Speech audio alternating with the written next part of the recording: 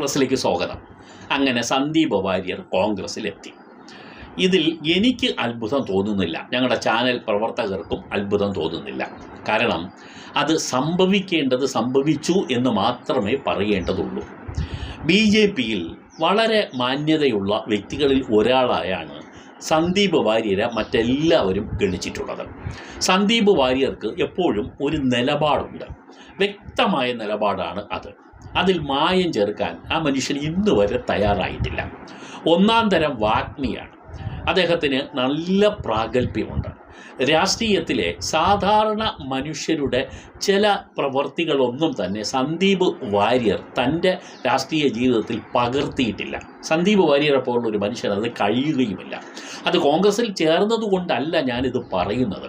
സന്ദീപ് വാര്യരുടെ ഇതുവരെയുള്ള പ്രവർത്തനങ്ങളും അദ്ദേഹം ഈ പല ചാനലുകളിലും നടത്തിയിട്ടുള്ള ചാനൽ ചർച്ചകളിൽ ഉള്ള പരാമർശങ്ങളുമൊക്കെ കൂട്ടിച്ചേർത്ത് വായിക്കുമ്പോൾ നമ്മുടെ കേരള രാഷ്ട്രീയത്തിൽ വേറിട്ട് നിൽക്കുന്ന ഒരു വ്യക്തിത്വത്തിൻ്റെ ഉടമയാണ് സന്ദീപ് വാര്യർ.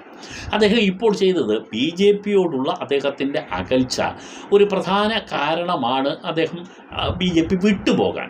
പക്ഷെ വിട്ടുപോയിട്ടും അദ്ദേഹം എന്തുകൊണ്ട് കോൺഗ്രസിനെ തിരഞ്ഞെടുത്തു എന്നുള്ളിടത്താണ് സന്ദീപ് വാര്യരുടെ ഒരു പ്ലസ് പോയിന്റ് കാണാനുള്ളത്. ഇപ്പോൾ വേണമെങ്കിൽ CPM സന്ദീപ് വാര്യരെ ചുവപ്പ് പരവതാനി വിരിച്ച് തന്നെ സ്വീകരിച്ചു കൊണ്ടുപോകുമായിരുന്നു. അങ്ങനെ പലരെയും ഒറ്റ രാത്രി കൊണ്ട് മറുകണ്ഠം ചാടിയവരെ CPM അംഗീകരിച്ച് മത്സരിക്കാൻ ടിക്കറ്റ് വരെ കൊടുത്ത പാർട്ടിയാണ്. അങ്ങനെ വരുമ്പോൾ BJPയിൽ നിന്നും ഒരു പ്രധാനപ്പെട്ട ഒരു വക്താവിനെ തന്നെ തങ്ങൾക്ക് കിട്ടിയാൽ CPM അത് മോശമാക്കാൻ ശ്രമിക്കില്ല, മറിച്ച് അത് ഗുണപ്പെടുത്താനായി CPM ശ്രമിക്കുകയുള്ളൂ. അപ്പോൾ സന്ദീപ് വാര്യർക്ക് ഒന്നാം തരം ഭരണതലത്തിൽ തന്നെ ഒരു നല്ല പോസ്റ്റും സന്ദീപ് വാര്യർക്ക് കൊടുക്കും. പാർട്ടി വേണമെങ്കിൽ അടുത്ത തവണ മത്സരിക്കാനുള്ള ഓഫറും കൊടുക്കും. പക്ഷേ ഭരണത്തിൻ്റെ തണലിലുള്ള ഒരു കക്ഷിയുടെ കൂടെ ചേക്കേറുന്നതിന് പകരം വെളിയിൽ നിൽക്കുന്ന, ഭരണത്തിന് പുറത്തു നിൽക്കുന്ന ഒരു ദേശീയ പാർട്ടിയിൽ തന്നെ ചേരാൻ ഈ സന്ദീപ് വാര്യർ തീരുമാനിച്ചതിനെയാണ് ഞാൻ ശ്ലാഘിക്കുന്നത്. അത് കോൺഗ്രസ് പോലുള്ളൊരു ദേശീയ കക്ഷിയിൽ വരേണ്ട ആൾ തന്നെയാണ് സന്ദീപ് വാര്യർ. കാരണം സന്ദീപ് വാര്യർക്ക് എപ്പോഴും ഒരു മതനിരപേക്ഷ രാഷ്ട്രീയം ഉണ്ട്. അദ്ദേഹത്തിന് BJPയുടെ പല ആദർശങ്ങളോടും അദ്ദേഹത്തിന് കൂറും അദ്ദേഹത്തിന് സ്നേഹവും ഒക്കെ ഉണ്ട് എന്നുള്ളത് വിസ്മരിക്കുന്നില്ല. മറിച്ച് അദ്ദേഹം എടുത്ത ഒരു നിലപാടുണ്ട്. ആ നിലപാട് കേരളത്തിൽ BJPക്ക് പിടിച്ചു നിൽക്കണം എങ്കിൽ തന്നെ ഇവിടെ ക്രിസ്ത്യാനികളെയും മുസ്ലിങ്ങളെയും ഒക്കെ ഈ ശത്രുപക്ഷത്ത് നിർത്തിക്കൊണ്ട് ഇവിടെ BJPക്ക് വളരാനൊന്നും കഴിയില്ല എന്ന് എക്കാലവും നിലപാടെടുത്തിട്ടുള്ള ആരാണ് സന്ദീപ് വാര്യർ. തുറന്നു പറയാനും അദ്ദേഹം മടിച്ചിട്ടില്ല. ആ ഒരൊറ്റ സ്റ്റാൻഡിൽ ആണ് പല BJP നേതാക്കളുടെയും കണ്ണിലെ കരടായി സന്ദീപ് വാര്യർ മാറിയത്. പക്ഷേ സന്ദീപ് വാര്യർക്ക് അതൊന്നും പ്രശ്നമില്ല. പലപ്പോഴും BJPയിൽ നിന്നൊക്കെ ഇപ്പോൾ വേർപെട്ട് പോവുക, പിന്തിരിഞ്ഞു പോവുക എന്നുള്ളതൊക്കെ തന്നെ ഒരു ലീഡർഷിപ്പ് പാർട്ടി എന്നുള്ള നിലയിൽ പലർക്കും പേടിയുള്ളത് കൂടിയാണ്. CPMൽ നിന്ന് തന്നെ മാറിപ്പോകുന്ന ആളുകളൊക്കെ അനുഭവിക്കുന്ന പല കാര്യങ്ങളും നമ്മൾ പലയിടത്തും വായിച്ചിട്ടുണ്ട്. പലയിടത്തു നിന്നും നമുക്കതിൻ്റെ വിവരങ്ങൾ ലഭ്യവുമാണ്. പക്ഷേ സന്ദീപ് വാര്യർ ഒട്ടും ഭയപ്പെടാതെ തന്നെ, പ്രത്യേകിച്ച് ഒരു സമയം ഉപതെരഞ്ഞെടുപ്പ് നടക്കുന്ന സമയം, പാലക്കാട്ട് ഇഞ്ചോടിഞ്ച് പോരാട്ടം നടക്കുന്ന ഒരു യുദ്ധഭൂമിയായ പാലക്കാട്ട് തെരഞ്ഞെടുപ്പിന് മുമ്പേ തന്നെ, അതിൻ്റെ മൂർധ്യാനാവസ്ഥയിൽ തന്നെ സന്ദീപ് വാര്യർ കോൺഗ്രസിൽ ചേർന്നു എന്നുള്ളത് ചില്ലറ കാര്യമൊന്നുമല്ല. അദ്ദേഹത്തിൻ്റെ ആ ധൈര്യത്തിന് നമുക്ക് തീർത്തും ഒരു കയ്യടി കൊണ്ട് തന്നെ സപ്പോർട്ട് ചെയ്യേണ്ടി വരികയും ചെയ്യുന്നു. സന്ദീപ് വാര്യർ ഇനി എന്തായിരിക്കും ഈ രാഷ്ട്രീയത്തിൽ, കോൺഗ്രസ് രാഷ്ട്രീയത്തിൽ അദ്ദേഹത്തിനുള്ള ഒരു സ്ഥാനം എന്തായിരിക്കുമെന്നും കൂടി നമുക്കൊന്ന് ആലോചിച്ച് നോക്കാം. തീർച്ചയായും കോൺഗ്രസ് അദ്ദേഹത്തിനെ കൈവിടില്ല എന്ന് ഉറപ്പാണ്. കാരണം സന്ദീപ് വാര്യർ ഒരു ചെറിയ മത്സ്യമൊന്നുമല്ല. അദ്ദേഹം ഒരു ശരിക്കും കോൺഗ്രസിന് കിട്ടിയ ഒന്നാം തരം ഒരു വലിയ മത്സ്യം തന്നെയാണ്, ഒരു അസറ്റാണ്. അദ്ദേഹം കോൺഗ്രസിൻ്റെ മുൻനിരയിൽ വരണം എന്ന് തന്നെയാണ് കോൺഗ്രസ്സിലെ ശരിക്ക് ചിന്തിക്കുന്ന, കോൺഗ്രസ് വളരണം എന്ന് ചിന്തിക്കുന്ന നേതാക്കളൊക്കെ തന്നെ കരുതുന്നത്. അണികളും അങ്ങനെ തന്നെയാണ് കരുതുന്നത്. അതുകൊണ്ട് തന്നെ ഒരു മതിയായ സ്ഥാനം അദ്ദേഹത്തിന് കിട്ടുമെന്നുള്ള കാര്യത്തിൽ സംശയമില്ല. ഒന്നുകിൽ അദ്ദേഹത്തിന് മത്സരിക്കാൻ ഒരു സീറ്റ് എന്തായാലും അടുത്ത നിയമസഭാ തെരഞ്ഞെടുപ്പിൽ കൊടുക്കും എന്ന് യാതൊരു സംശയവുമില്ല. കൊടുത്താലോ ഈ സന്ദീപ് വാര്യർ ജയിക്കുക തന്നെ ചെയ്യും. അടുത്ത ഒരു പൊതു തെരഞ്ഞെടുപ്പ് എന്ന് പറയുന്നത് UDF തൂത്തുവാരാൻ പോകുന്ന ഒരു തെരഞ്ഞെടുപ്പാണ്.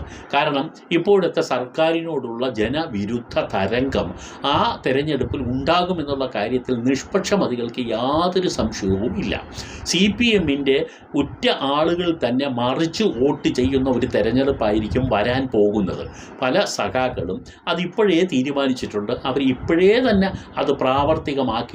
പാർലമെൻറ്റ് തെരഞ്ഞെടുപ്പിലും അത് കണ്ടതാണ്, ഉപതെരഞ്ഞെടുപ്പിലും നമ്മളിപ്പോൾ കാണാൻ പോകുന്നതുമാണ്. അപ്പോൾ അതുകൊണ്ട് തന്നെ സന്ദീപ് വാര്യർ നിന്നാൽ ജയിക്കുമെന്നുള്ള കാര്യത്തിൽ സംശയമൊന്നുമില്ല. ജയിച്ചാൽ ഞാൻ ഒരു ശരിയായ രീതിയിലുള്ള ഒരു അസസ്മെൻറ്റ് എനിക്ക് മനസ്സിലാക്കാൻ കഴിയുന്നത് അദ്ദേഹം മന്ത്രിയായി കൂടൊന്നുമില്ല. അദ്ദേഹത്തിൻ്റെ ഒരു ക്യാബിനറ്റ് റാങ്കിനുള്ള അർഹത, അതിനുള്ള മിടുക്ക്, അതിനുള്ള യോഗ്യതയൊക്കെ സന്ദീപ് വാര്യർക്ക് ഉണ്ട്. ഒരു പക്ഷേ അങ്ങനെ ഒരു മന്ത്രിസ്ഥാനം കിട്ടിയാൽ ഏറ്റവും നല്ല മന്ത്രിയായി ഈ സന്ദീപ് വാര്യർ മാറുമെന്നുള്ള കാര്യത്തിൽ എനിക്ക് സംശയമില്ല. അദ്ദേഹം അങ്ങനെ ആകണമെന്ന് ആഗ്രഹിക്കുന്ന കൂട്ടത്തിലുമാണ് ഞാൻ.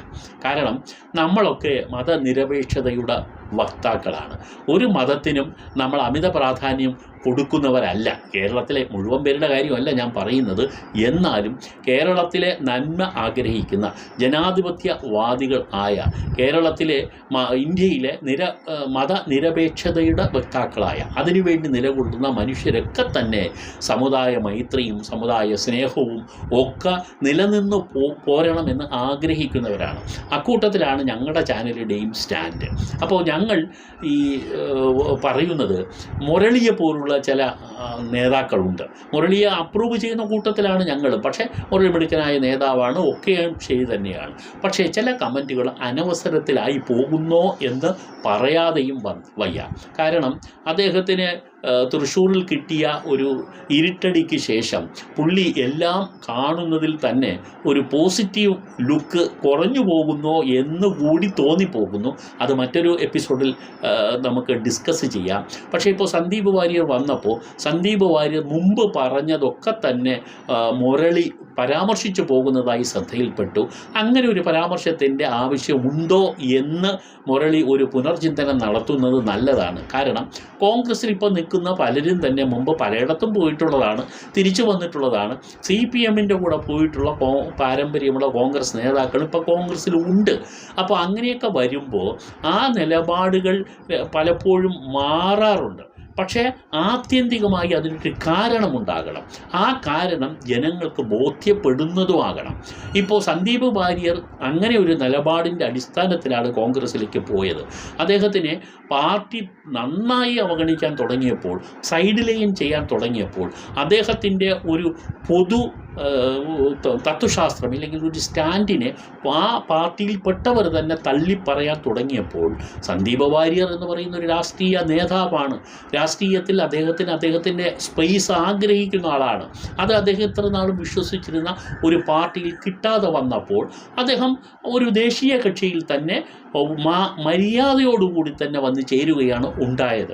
അതിനകത്ത് മറ്റ് തരത്തിലുള്ള ഡീലിങ്സ് ഒന്നും ഉണ്ടായിട്ടില്ല എന്ന് തന്നെ റിപ്പോർട്ടുകളിൽ സൂചനയുണ്ട്. സന്ദീപ് വാര്യർ അങ്ങനെയുള്ള ഒരു ഡീലിന് നിൽക്കുന്ന ആളും അല്ല. അദ്ദേഹത്തിന് വ്യക്തിത്വമുണ്ട്. ആ വ്യക്തിത്വം അദ്ദേഹം ഒരിക്കലും നഷ്ടപ്പെടുത്തിയിട്ടില്ല. അന്നുമില്ല, ഇന്നുമില്ല, ഞാൻ കരുതുന്നത് ഇനിയും ഉണ്ടാകാൻ സാധ്യതയില്ല. അതുകൊണ്ട് കേരളത്തിലെ എണ്ണപ്പെട്ട ഒരു നേതാവായി സന്ദീപ് വാര്യർ മാറാൻ തുടങ്ങുകയാണ്. അദ്ദേഹത്തിനെ ഒതുക്കി ഇരുട്ടുമുറിയിൽ നിർത്തിയവരൊക്കെ തന്നെ ഇനി മൂക്കത്ത് വിരൽ വെക്കാൻ പോകുന്ന ഒരവസ്ഥയാണ് ഉണ്ടാകാൻ പോകുന്നത്. സന്ദീപ് വാര്യർ തിളങ്ങി അദ്ദേഹം ഒരു പദം വന്ന കോൺഗ്രസ് നേതാവായി മാറുകയും ഈ കേരളത്തിലെ ഒരു പ്രധാനപ്പെട്ട റോളിലേക്ക് അദ്ദേഹം അവരോധിക്കപ്പെടുകയും ചെയ്യും. അത് ഉറപ്പാണ്. അക്കാര്യത്തിൽ ഒരാളിനും സംശയമില്ല. പക്ഷേ മുരളി പറയുന്നത് ഇവിടെ തന്നെ നിൽക്കണം, ഇനി വേറൊരു ചാട്ടം ഉണ്ടാവരുത് എന്നുള്ളതാണ്. അങ്ങനെ ചാടുന്ന ആളെന്നല്ല സന്ദീപ് വാര്യർ എന്നാണ് ഞങ്ങൾ മനസ്സിലാക്കിയിട്ടുള്ള സന്ദീപ് വാര്യർ. അദ്ദേഹത്തിന് ഇപ്പോൾ അദ്ദേഹം എടുത്ത നിലപാടുകൾ എന്ന് പറയുന്നത് ഒരു നിലപാടിൻ്റെ മെറിറ്റിൻ്റെ അടിസ്ഥാനത്തിൽ എടുത്ത നിലപാട് തന്നെയാണ്. അതുകൊണ്ട് സന്ദീപ് വാര്യർ മറുകണ്ഠം ചാടി അങ്ങോട്ടും ഇങ്ങോട്ടും ചാടി കളിക്കുന്ന ഒരു രാഷ്ട്രീയ നേതാവായി വില ഇരുത്തരുതേ എന്നാണ് എല്ലാവരോടും നമുക്ക് പറയാനുള്ള ഒരു കാര്യം. അദ്ദേഹം മിടുമിടുക്കനായ ഒരു നേതാവാണ്.